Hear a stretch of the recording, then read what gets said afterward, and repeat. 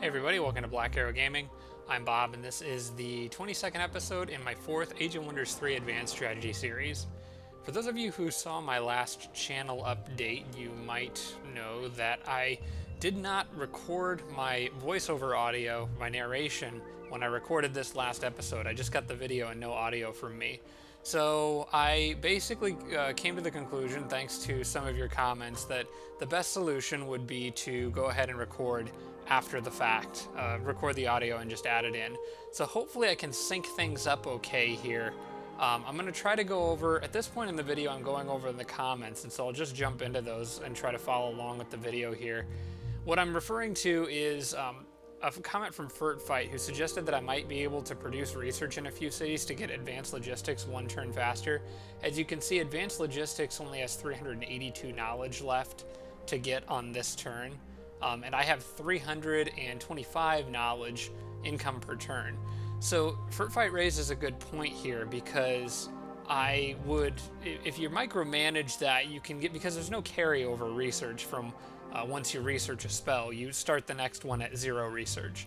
So it makes sense to try to adjust your research to get as much as possible, just enough to where you can researching something in 1 or 2 turns or whatever, without having a whole lot of leftover research. You can micromanage that if you're good at it, and if you pay attention and do the math. I don't know how often I will do that, but I basically concluded here that I would probably not be able to do that, at least not in this particular situation. I don't have enough cities that can produce research that I want to stop producing other things. Basically, I came to the conclusion that stopping producing things in other cities would cause me more trouble than just spending the extra turn of research. But it is something to keep in mind and watch out for. Here I switched down to the underground to talk about my armies down here. I'm trying to remember why I'm clicking on all the things and looking at all the things I'm clicking on. But I think this next comment, what I was going over, had to do with getting convert items soon from Arch Redbeard. It was a comment from him, and that's why I clicked on the ruin there. He pointed out that there was a lot of trolls in that city, which would be excellent for me, as they are dedicated to evil units. It would be very good for me to be able to convert those to my side. And so I go back and I look at my capital city, and I'm still producing a settler, but I think once that settler is done, that second settler that I'm making, I'm going to go ahead and produce an item there. Here was a comment from Jeff about what my sorcerer army could do, and he made a good point here. My sorcerer might be able to go above ground and help out up there if needed. There's that cave entrance right there, and I would be able to go up and out through here and help with that city that the Black Arch Galendil Everlast or whatever, the elf druid, he took that city and had a handful of shamans in there. So I wanted to go in there and possibly try to get that city back and have him help with that. But I basically decided that Galendil is going to die soon anyway, and I assumed that the Independents, once they took over, wouldn't be as smart about defending the city. So I more or less decide to send this army off in the northern parts of the underground to get that city right there and maybe explore in that area a little bit. I want to probably get I'm gonna need them to heal first, so I'm gonna end up leaving them in the city that I have nearby, which I believe has a master's guild, which is necessary for repairing machines from turn to turn. Here I'm talking about the Naga city a little bit, and a comment from also Jeff, who suggested that they might help against the elf warlord later. I am up against an elf warlord. I'm up against a few different warlords. I've killed one of them. I think there are 3 more, if I'm not mistaken. There were a lot of elf warlords in this game. In fact, I might look at that in a second here. But I know there was a Tigrin, and that's yellow. The elf warlord is kind of a dark blue color. That's Valerie. And she could be a problem for me later because of all the damage that her machines do. Her Manicore Riders do. I'm going to need to watch out for that because the electrical damage and the inflict stun effect is more likely, it does more damage to my machines, and inflict stun is more likely to stun them due to their shock weakness. So that's something I need to watch out for, and the Naga City might be helpful for that. I think that the Naga City, you can produce I believe it's like the reed serpents or some sort of a poisonous serpent. I think it's called the reed serpent. Um, I'm pretty sure you can make those in those cities. If not, I apologize. I don't use the Naga cities very often, but I just wanted to point that out, that they might be useful against the elves due to poison damage. Here I'm looking at the builders in response to a comment from Arvid Nelson, who pointed out that the usefulness of the repair machine ability versus emergency repair. Builders have repair machine if you produce them in cities with the Masters Guild, and some of the items I could make also have repair machine, which costs just as much, costs like 5 points in the Arcane Forge, costs just as much as emergency repair. And I was kind of incorrect when I was talking about how emergency repair was just better all around. It's not exactly, because repair machine can be used more than one time per battle, whereas emergency repair is a one use per battle. So in a long drawn out battle, you could actually recover more health with repair machine. I still think emergency repair is probably generally more useful, just because in combat heal is a better rate, and often battles don't go long enough for me to get multiple heals on my machines, but there is a point to having repair machine versus emergency repair. It does have its uses, and so I wanted to point that out. I appreciated him mentioning that, because it's not something I ever realized before. Alright, so here I have decided to go ahead, and my Druid's army is seeing some action here. It hasn't seen any in a while, as I've been moving southwest towards that halfling city, and I'm just creeping up on their walls here. These guys are just horribly, horribly outnumbered. As you can see, they do get lucky there, but it's only going to be a matter of time. And I think that's just a settler in the background running away. That lightning bolt ability on my druid is very nice, and something I need to remember to use more often. It came in handy there because it stunned a unit that would have been able to have a chance to panic my spider, the halfling jester. Stunning him prevented him from doing that, obviously, and gave me an opening to get over the wall really easily. Then I could just web him anyway, so he's still completely useless. Also, I'm really growing to love those flame tanks. They're just so tremendously useful, especially when combined with units with fire immunity. I think this was suggested to me a long time ago by somebody, which gave me the inspiration to really do this particular setup for a game, play as a dwarf dreadnought, and it is so much fun. So here I'm just kind of deciding what the best unit is going to be to break through that gate. It ultimately doesn't matter a whole lot. I think a lot of times when these battles draw out, I'm trying to min-max experience, but I end up deciding to use the flame tank to get an extra free hit on the jester there. Finishes off the gate and lets everyone else through. Obviously it doesn't matter that my forge priest is standing there, he doesn't mind flames. And then it's just a matter of chasing down that settler in the back. I don't know how much editing I'm going to do here in terms of like whether I fade in or out to save any time. Recording audio after the fact is going to be a little bit more difficult for me to come up with things to talk about, because it's a lot easier for me to talk just as things are going on. If you guys have seen Evan's videos from the channel Vontos Magic Murder Bag, the guy that I played my first co-op series with, he has done a lot of his narration after the fact, and he's really better at it than I am. That arrow did a ton of damage to that settler, by the way. My gosh, my archdruid is an incredible archer right now. I don't think I'm really as good at doing the after the fact narration, so you might find a lot of pauses and stuff as I'm talking, but I'll try to comment as much as I can about relevant or important things that are going on. Otherwise, I might just let the video kind of progress. And hopefully the audio and video sync up well. I'm going to try to be, like I said, this is the first time I've done after the fact narration, so I'm hoping that everything works correctly and syncs correctly. Sort of trying to decide what to do next with my druid army here, and end up deciding that going after that magic library is going to be a good idea. Mostly because I don't know how long it's going to be before I have any decent army in this area again. Once again, sending my druid's army in there to the magic library does me no good with regard to the fact that he can cast Summon Beast Horde, because you can't cast that in the Magic Library. So, but that's okay. I'm not really concerned about going into a structure like that with that army, because they're so good now, just in terms of the strength of the units, that it's not really all about the Druid. It would be in a larger battle in like a Lost City or something, but not so much at the moment. So I know there is a purple city down here, and my spy drone is kind of just patrolling this area.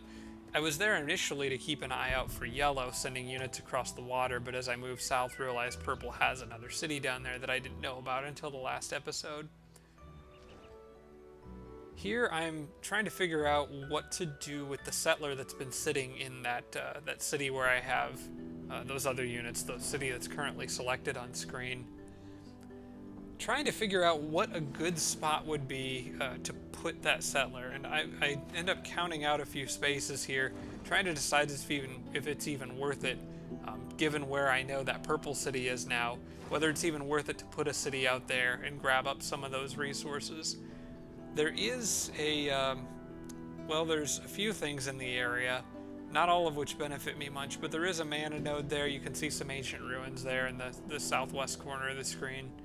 And there's a necromancer's well, or whatever that's called, but that doesn't really do me any good, as I am not playing a necromancer.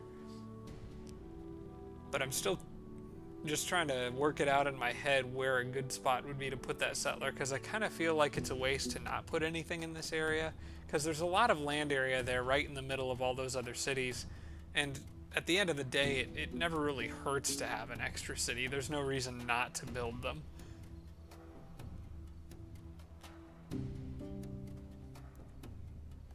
So in the end, I notice there's a little spot near that necromancer's well, just to the west of it, in a corner of those mountains. So that's where I end up going with the settler. I'm going to try to get near that mana node, that ancient ruins, just so I can get a little extra mana and research per turn, and just spread out from there. It probably won't grow to be a huge city, but here is where I met the Draconian Warlord, and this is where I checked the diplomacy menu and realized that 3 of the remaining 6 players, soon to be 5 players, are elf warlord, or not elf warlords, they're just warlords in general. So you have a draconian, a tigran, and an elf. The elf is the one that scares me more than anything else, and the tigran probably secondarily most, because Manticore Riders with Pounce are just terrifying. They're so good. Got a little lucky there and grabbed a tower from red as I'm exploring this area in the caverns down here. And then just decide to continue digging with the builder there, get a little extra money whenever I can get it. But yeah, red, I don't remember off the top of my head what the Draconian Manticore Riders get. It might be Fire Strike.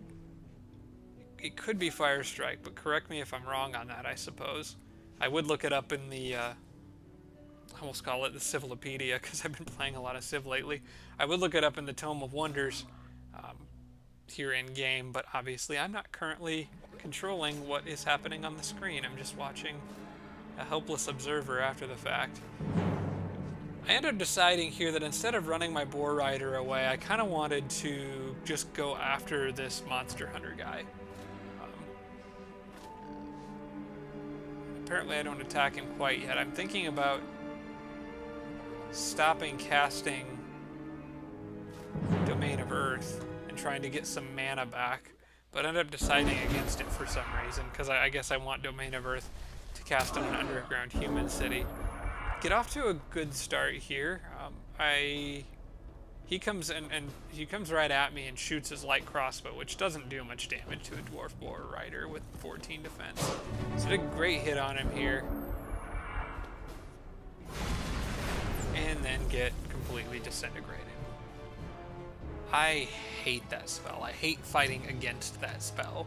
It is such a powerful spell to one-hit kill any unit. In fact, it became a significant problem in an off-camera game that Evan and I are playing, where I got one of my Archon Titans disintegrated and can't revive him because there's no corpse left. So that was really unfortunate.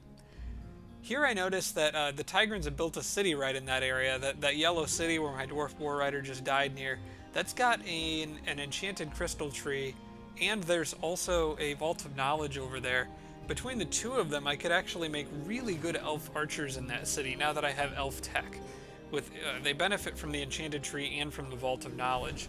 However, I'll probably have to move that city, which will more likely require burning it to the ground and rebuilding it somewhere else, which is fine.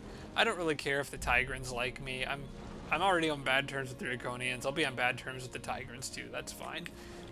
More evil points is always good, even though I am already primeval.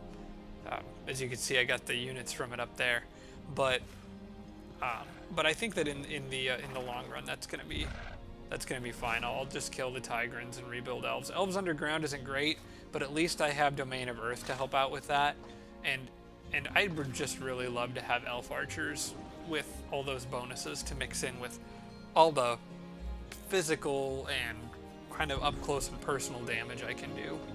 They'll just be a nice complement to everything else. So I'm on my way to the next turn here, I'm hoping that those ships don't go too far, because I want to attack them with my galleons right there. Once I get a third galleon, I figure 3 galleons should be able to take on four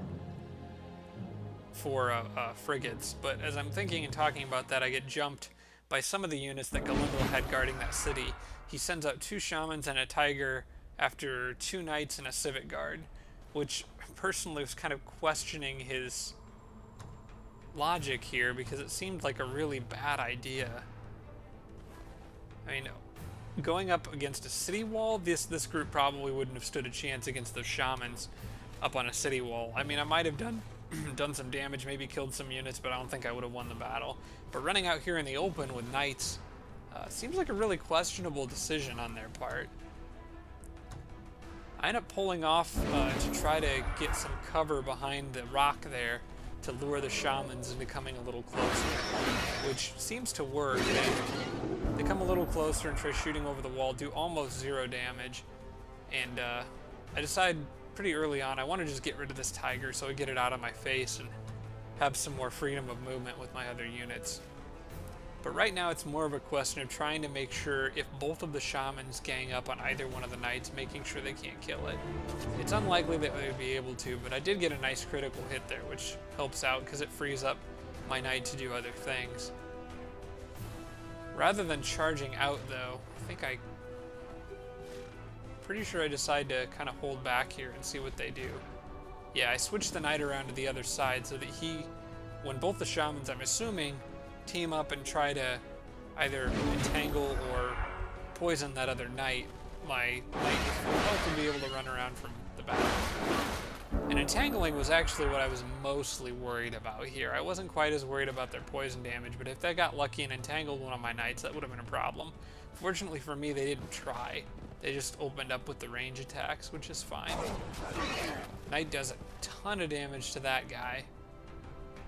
This other knight, I kind of decide, I guess I do go in after him. Yes, because I want to use my Civic Guard, or I consider using the Civic Guard to try ensnaring that other... Well, maybe I don't do that. No, I just wait. I'm counting on my knight being able to survive all that poison damage, which... Oh, it's not poison, because that's a Draconian Shaman. But he goes after the Civic Guard anyway, and I didn't want to lose the Civic Guard. I didn't think I would lose the Knight, but I probably should have just let him kill the Civic Guard, tried to net him, and thus make it more likely that the Knight survived. I don't really know why. I think that was kind of a bad decision on my part, but it worked out for me here because I end up being able to finish this battle without losing any units. And as soon as they're all gone, I immediately realize that obviously now that city is completely empty. Well, relatively, from when I last looked at it anyway. There may be some units left in there, but it's not going to be nearly as hard to attack now with 2 of those shamans dead and gone. So now I'm kind of just anxiously awaiting the next turn so that I can launch a counter attack. So I had to pan the camera out here and look for any unit movement, but it doesn't really do me a whole lot of good at this point because the people who could still move are are obviously they're later on in the list. Like I can't see them, so the elf Valerie and the Draconian Warlords are both at the end of the list, and I'm not going to see any of their units moving around yet. They're kind of well, they're kind of out of my field of view for the time being. All right, so I've entered the next turn. And for the longest time, don't realize that, as you can see on the bottom right of the screen, purple has surrendered to me. I'll talk about that a little bit more once my past self catches up with my current self. Hindsight is 2020, so. But I think what's mostly on my mind right now is trying to get rid of Galendil, finish off the Warlord. And there we go, I realized that Lucian has surrendered to me. So now I come down here and I have a kind of a tough decision to make. As much as I would love to accept his surrender, I don't really feel like I deserved it. And this is something you guys...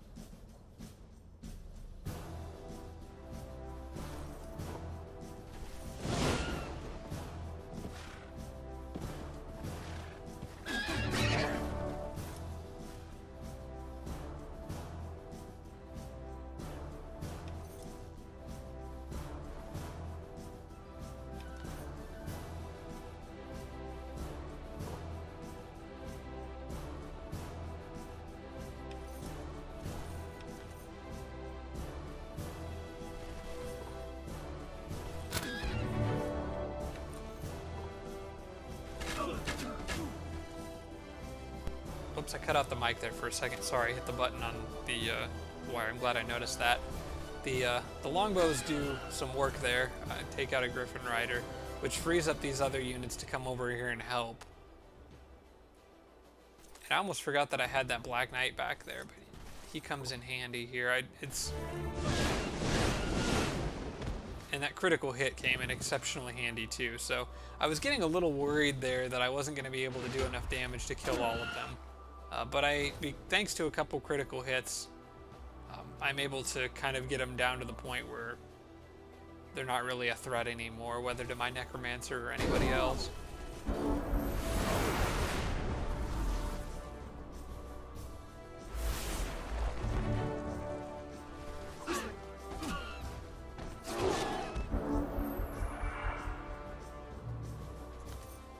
Alright, so easy kills on the Griffins. And now it's just a matter of kind of mopping up, using my abilities to try to, get as much XP as possible, which I don't think I really do here. Trying to remember if I use the Forge Priest to try to dispel Guardian Flames on anyone. I am kind of in a hurry to get rid of that that Shaman over there, because now he's got my Pikemen, my Phalanx entangled, and I don't really want him to get a whole bunch of free hits on it. But there's not a lot I can do to stop him at the moment.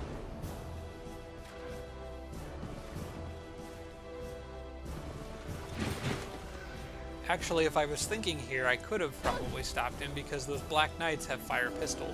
They could have moved up one more space, which would have been the limit of their movement range, but then they could have shot over the Phalanx and gotten a good hit in on the Shamans, which would have saved my Pikemen a little bit of health. But it ends up working out okay because I'm able to just get extra XP from healing. Finish him off with the Black Knights. Get a little extra XP for the Necromancer here, but yes, I think I do forget to try dispelling Guardian Flames. I'm noticing more of my mistakes doing an after-the-fact commentary like this. Okay, so after a brief pause here while the game figures out what it's doing, Glendale Everless is finally dead. So that takes care of the Elf Druid, finally, which leaves the rest of these cities as independent cities. And now that that city is no longer under his control, I more or less decide I should be able to take it. This is actually kind of a riskier battle for me, but I go for it anyway. Mostly because the city doesn't have walls. If the city actually had walls, I would have probably struggled a lot more with this battle. I actually didn't realize until this point, or until shortly before attacking, that the city didn't have walls. Up until now, I thought that it did. I thought somebody had built walls in it. But this works out very nicely for me. I curved my knights to the bottom right corner of the screen there to try to lure these guys into making a mistake, which it works. And now it's just a matter of trying to make sure I kill off one of them. Lifesteal there does help me out a lot because that knight needed a little bit of health. And I kind of move him up a bit thinking maybe he can help.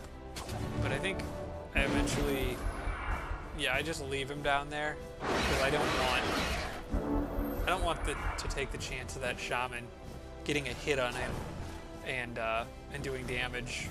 Just a little bit of damage would kill that Civic Guard. And I don't want the Civic Guard to die. They're not that useful, but having Throw Net on them could become handy at some point. So I have Tercinex back, and have basically secured control, at least above ground, over the western side of the map.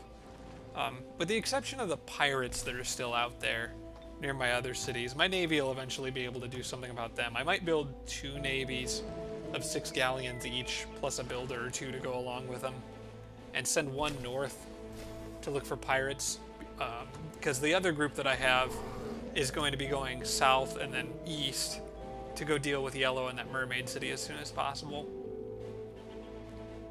So here is where I find a ton of items.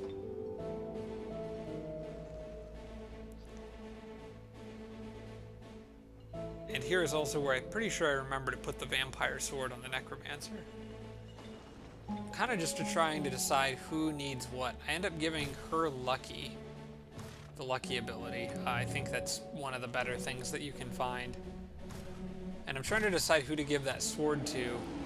I end up sending it to it and a few other items to the mage. He doesn't really have a lot of items going on for him right now. That fairy sword I put in that slot initially, and then realized, oh wait, I've got the vampire sword for this person. So I finally put that in there. End up sending the fairy sword to the sorcerer, I think. Because the sorcerer only has an item that gives him guard breaker.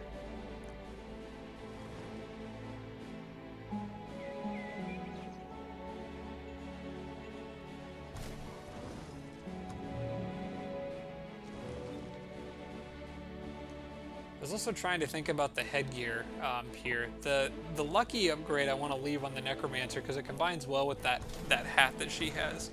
So I want to give the headgear to somebody else. Realize that since the druid's no longer underground, I should probably send the night vision hood to someone who is, and send it off to my sorcerer.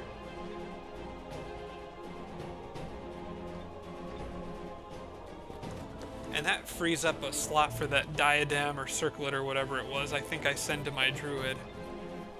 And the rest of these items are just kind of... Well, that harpoon isn't bad. I might end up... Well, no, I'm sorry. The longbow isn't bad. The harpoon I might end up selling at some point. But the longbow, I think I end up deciding... Actually, what I probably should have done was given the longbow... Do I give the longbow to the sorcerer? I don't remember. But I hope I do, because I should. The sorcerer can get inflict stun, which pairs very nicely with that longbow.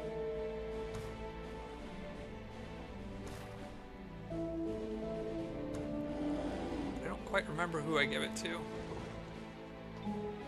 Okay, good. I think that was the sorcerer. I think that's what I clicked on there. Excellent. And I just leave my necromancer to carry around some of those extra items. He's got a bunch. The sorcerer's got a bunch of stuff coming to him. I probably should have gone ahead and... Okay, yeah, I think I send... This is where I decide to send the swords out to a few different people. They're a little bit better than what they're currently carrying. And I probably should have gone and equipped them right away, but kind of wanted to move along with things. So now I'm thinking about what upgrade to give her next. And I was going to get Inflict Despair, but then realized something. There's a tomb right there, and she just got the option to get Greater Reanimate Undead.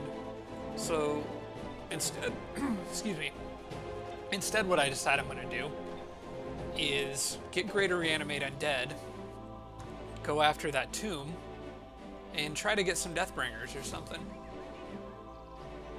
If I can get a Deathbringer and start, and get Ghoul Curse, I can maybe start building a nice little army with her of just undead units.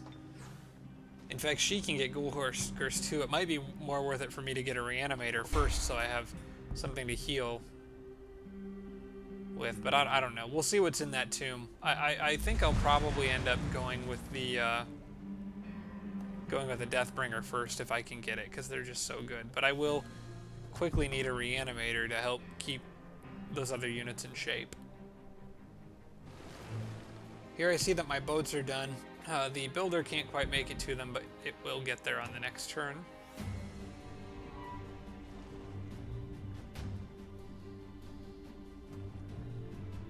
Switch back to the underground, and I think since my cannon got destroyed, I'm pretty sure I decide to send this guy northeast. It'll take him a little while to catch up with my other armies, the armies that just killed Galendal, but I decide that I do want a siege weapon with that group, and so sending that tank up there with its mortar ability seems like a good call.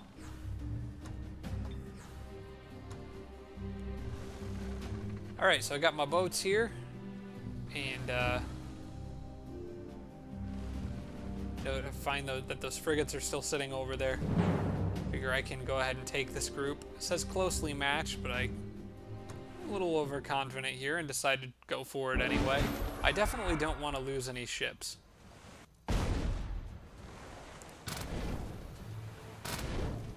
But what I didn't realize was that that boat up there on the top of the screen is actually a galleon. It's not just a frigate, which makes this battle significantly tougher.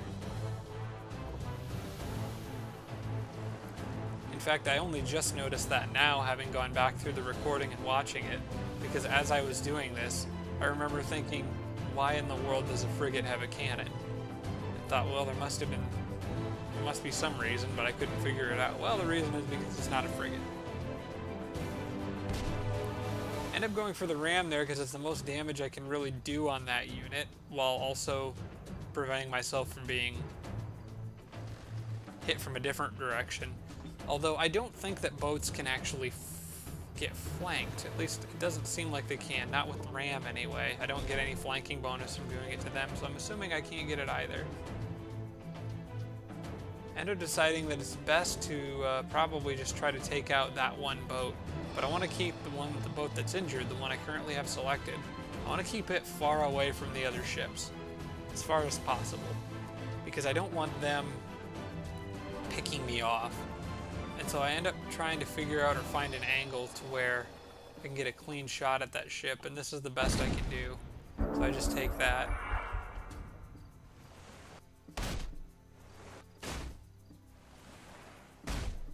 Galleon's now coming in for several rams, and now it's 3-on-3. My ships have sustained heavy damage.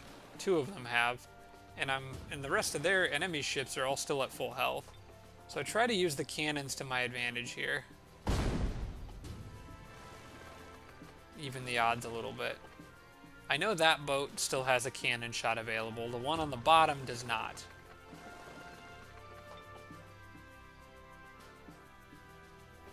I'm trying to decide if it's more useful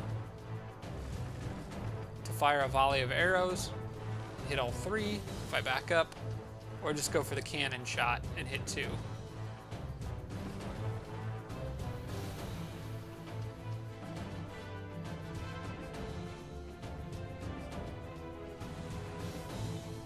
In the end, I decided to go for the cannon shot on the same 2 ships that I've already wounded.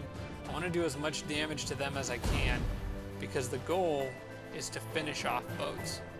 I was hoping that I could finish them off with a fire volley, but the odds of me doing so are significantly lower than if I just ram a ship. Basically, what I have to decide here is, do I want to do all the damage? Do I want to damage all 3 ships, or make sure that I kill at least 1? As you can see, my odds there of killing 1 or both of them with the fire arrows is just not very good. So I end up going with a ram, which has a significantly higher chance of succeeding. I get a critical hit anyway, so it doesn't really matter. Fortunately, they're kind of dumb and don't really gang up on any one ship, so I get a little lucky here.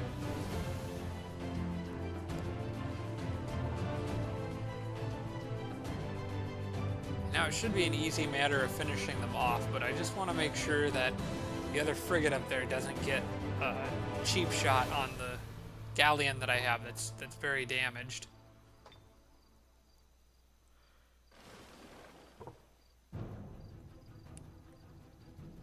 Here I'm wishing that I could kill it in 1 hit easily, but I'm trying to decide whether I can go in for the ram or whether I should use the cannon or use the cannon on the other ship.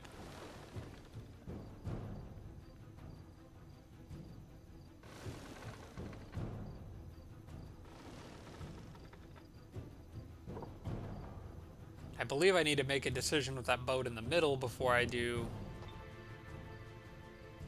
make a decision for anybody else.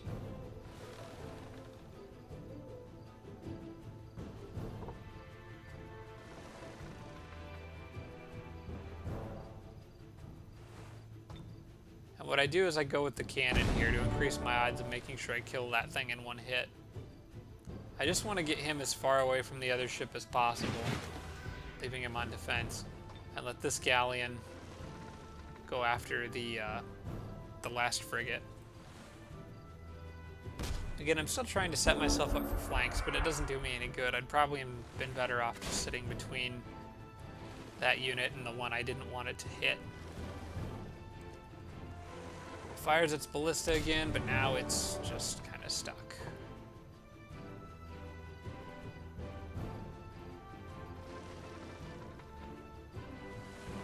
I'm not sure why, but I go ahead and just let that guy get the XP for some reason. About halfway through that battle, I didn't really expect I'd get out of it without losing any units, but I think thanks in part to... I made some good decisions there, and I think the computer made some bad ones, so it kind of worked out. But now these ships are going to have to go patch up a little bit before they can head out and deal with yellow, so I figure in a few turns, they might be in pretty good fighting shape, and then I can send them out with the rest of that fleet when the other 3 ships are done, so... Especially since I got that builder coming, that's going to help.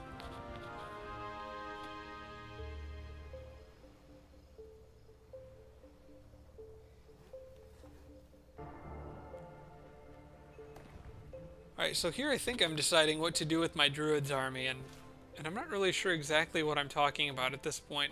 I think I was considering having that knight join the druids army, but then I end up sending him down underground to go help out with my my leader's army down there.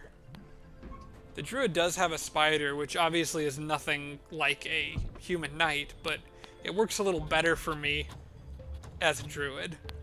It's not as fast as a knight though, so I think that army, the druid's army, could still use a knight. I mean, it would be a great addition to that army, but I'd have a hard time deciding which unit to get rid of, I guess.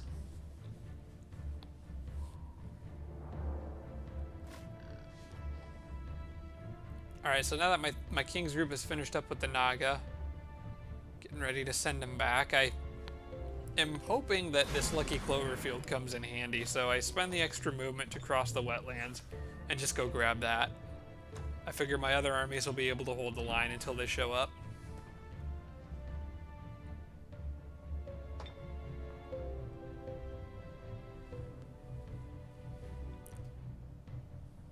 At this point, I had kind of forgotten what I wanted to build next in this city.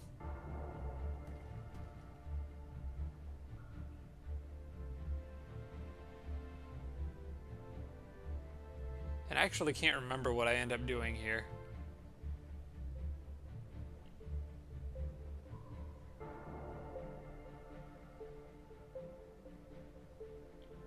Ah, yeah, it was the Flow Rock Citadel. I think I end up going with the Flow Rock Citadel because I decide that it would be useful to have another city. Actually, okay, I go with Invention. But I'm going to upgrade along the path to getting the Flow Rock Citadel. I probably should have gotten that first because it would give me a defensive benefit to my walls. But anyway, I end up figuring that if I build the Flow Rock Citadel and get another city that can produce machines, that'd be useful because that city is much further north than the other one that's making my machines.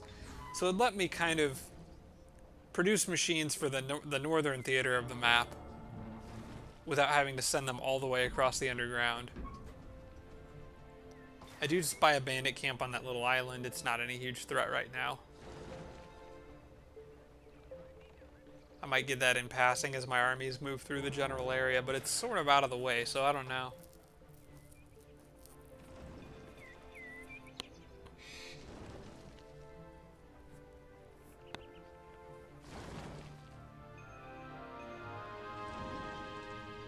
Okay, so I was trying to think here, and yeah, okay.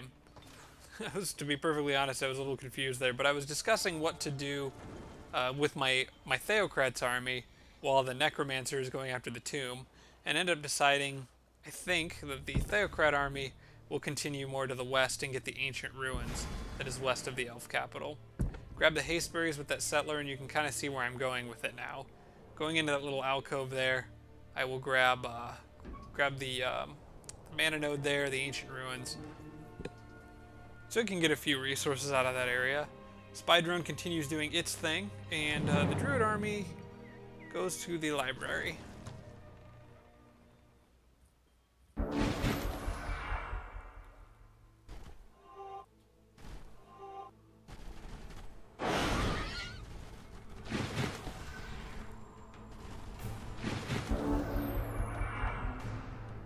Alright, so with this group I want to get as much use out of that flame tank as possible, especially considering there's a lot of support units that are all crowded up in a narrow space. So I want to take advantage of that and lure them in a little bit if I can.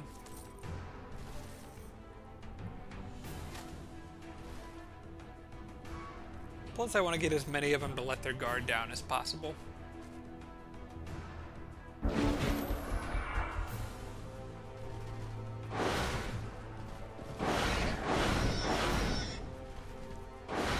They seem more than happy to do so, throwing everything they've got at my units, doing 1 damage per channel of attack, damage channel. And that leaves pretty much everybody in range of that flame tank, except for maybe that unit up at the top of the screen. I love flame tanks so much. That's just such a tremendous amount of damage to so many units. And they level up pretty fast too, considering how many units they hit at a time.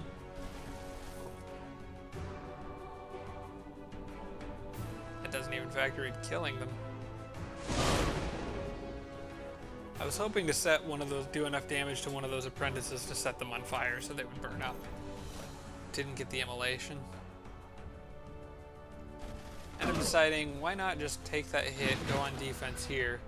That basically puts all of those things, all of those units out of commission, except for maybe the Tigran Mystic, who could technically turn into a werewolf and pounce something. But then I remember that, which changes the battle quite significantly. The lightning bolt just wipes out 3 units there, which allows me to move in with the firstborn and move up with the phalanx.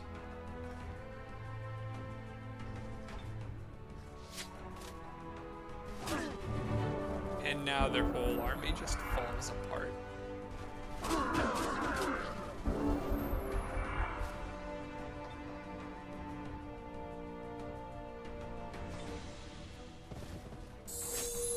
I get a little healing out of it. I'm looking for a unit that's taken any damage at all. End up deciding to have the Forge Priests use Guardian Flame on themselves, I think, because they're at 80 health out of 80. So heal for a whole 1 health.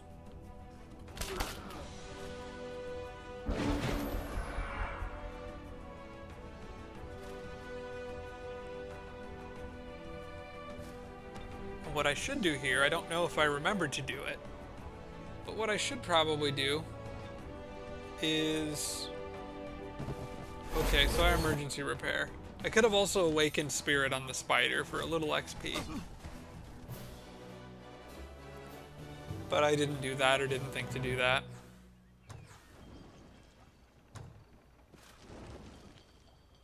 Reward is fine. Now I want to move on down here and clear this while I'm in the area. Couple of knights, but otherwise nothing to be too concerned about there.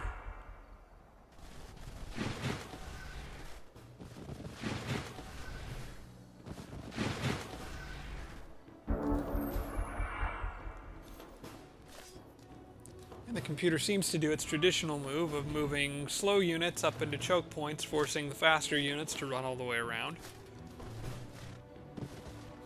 Because why not?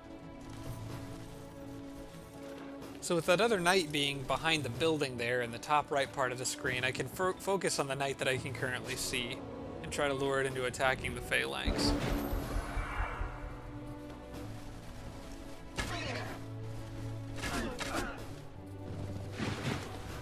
As you can see, he doesn't take the bait, he just moves up a little bit but stays on defense.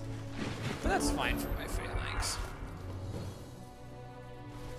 Allows me to go over here and sit on defense in a much more annoying spot.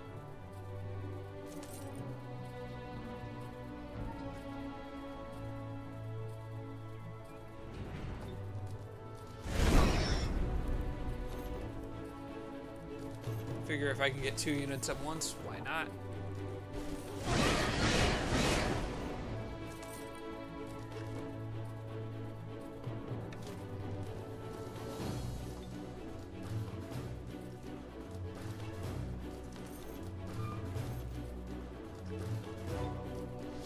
Go for the web with that spider, and I am successful, so that's kind of nice. Allows my druid to do that, dealing as much damage as possible, and lets me finish off both of those units on this turn.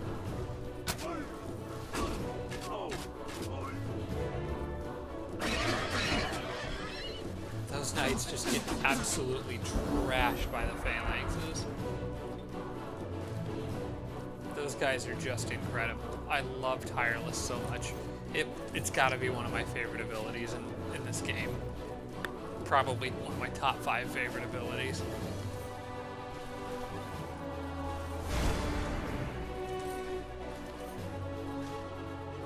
And on a unit with first strike, it's just unfair. It's so good.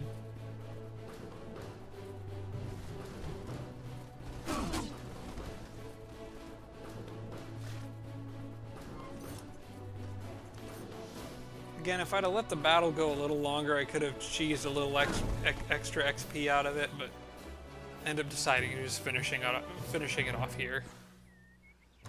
It gets me an inn, and when I take a peek, I see a goblin big beetle.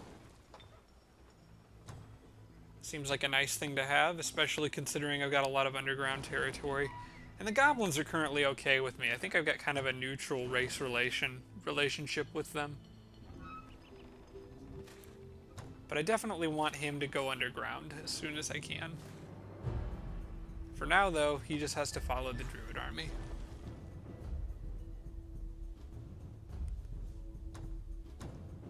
I notice a cave entrance here, so decide to pop up to the surface real quick, take a look around. Separate island, so I can see more of the Draconian Warlord's territory there.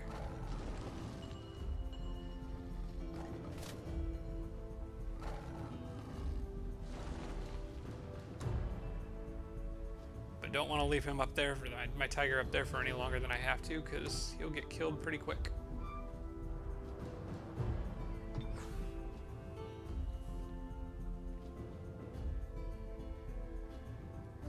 For a moment I kind of forgot what this builder was doing, but then I remember from the end of the last episode that I was looking for spots to put more towers, digging out these little coves in the walls.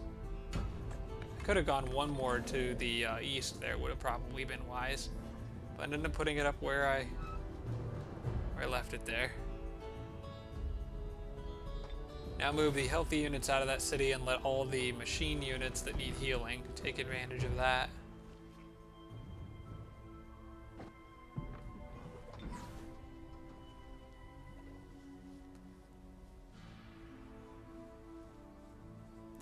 Taking the detour to go get that Naga city slowed down my king's army a little bit, but I think it's going to be worth it. I wanted to secure control over this area. I don't want anything behind me. And yellow can wait. They can wait their turn. Besides, I got a Juggernaut catching up, which is going to be tremendously helpful when I assault yellow, try to do some damage to that city.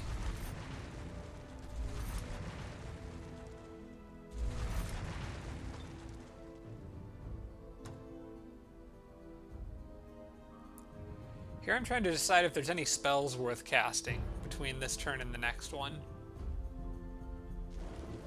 I actually don't remember what I decide.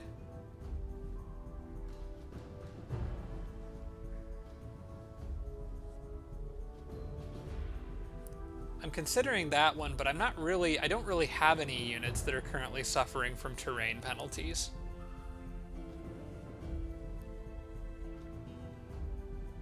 I end up going with mana fuel cells, as I just sort of am assuming that it will be expensive.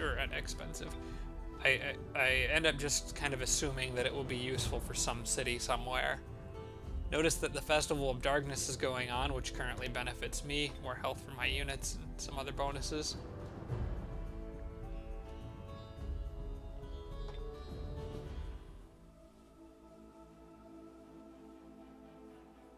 So here we're in between turns, and I just wanted to take a look at some of the other computers to see who benefits from Festival of Darkness.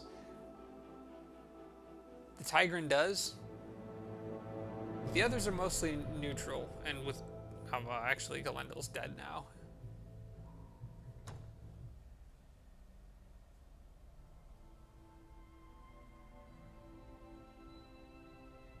So I see there that Pontifex Maximus has lost. That, I believe, is the guy who was trying to surrender to me. If I'm not mistaken. Although I'm noticing that his shield hasn't disappeared yet. Let's see, Colm, Galendil. You know, I was thinking he was purple, but maybe he's not purple. I might have been wrong about that. Because it was a different person's shield that broke. Yeah, Pontifex Maximus was actually somebody that I hadn't met yet. He must have been. I don't know, I probably click on this here to find out. I was thinking that was purple, but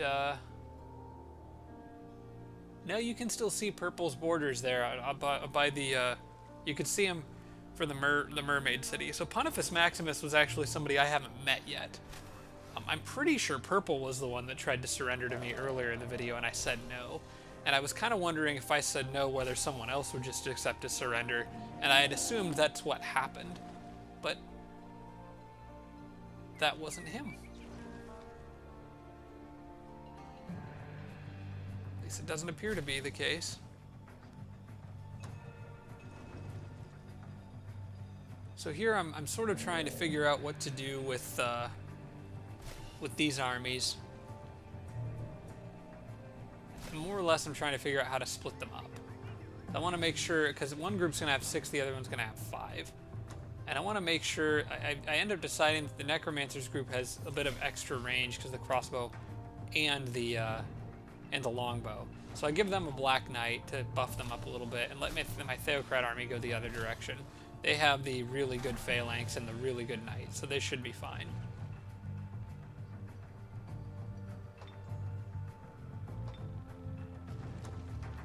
Yeah, that was definitely not the same guy. That was somebody completely different.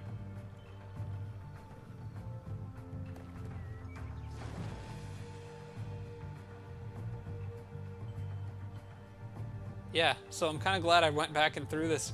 I'm kind of glad I went back through this and looked at this again, because you guys would have definitely corrected that mistake, I'm sure. But at least now I'm kind of on top of things. So now I think I'm in sort of the wrap-up phase for this episode, so I'm going to do the same here. I did want to let you guys know I said I'd be back on my regular schedule this Tuesday. I forgot this is Thanksgiving week and I will be going home to visit family, so just wanted to let you guys all know kind of what was going on. So there will, again, not be a Thursday episode this week. I apologize for doing that twice in a row now, but just kind of wanted to keep you guys in the loop. Otherwise, thanks so much for watching. Happy Thanksgiving, and I'll see you in the next one.